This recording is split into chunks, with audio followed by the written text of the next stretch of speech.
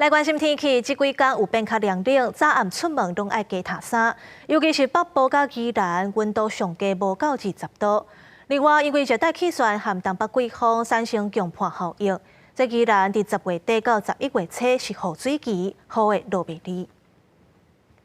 天气渐渐变冷，开始有民众探放假去打溪、浸脚、浸温泉。不过气象署提醒，过来要去宜兰佚佗的民众，就要注意啊！受到强盘效应的影响，宜兰地区伫10月下旬到11月顶旬会开始出现长时间而且落袂停的雨。东北季风下来的时候呢，就比较有可能在这个东半部迎风面造成比较大一点的降雨，这个是比较偏向是10月、11月这段季节的特征，其实就是 宜兰的雨季啦，那强盘效应造成宜兰地区高落大雨，气象署表示，今年后半年反性阴现象愈来愈明显，台湾水汽增加，造成台湾天气温暖佮湿湿，未来有可能会进入落雨的季节。那假使 东北季风这样子下来的话呢，那在这个地方降雨可能也会比较活跃一些，但是就是也是一样。 是怎么样的降雨，什么样的形式下在哪里，都是一个重点。另外，受到东北季风影响，北部宜兰地区这几天半暝拢出现20度以下的低温。气象署提醒民众，天气渐渐变冷，出门爱记得早挂套，预防去感冒。记者陈阿双、柯敏哲台北报道。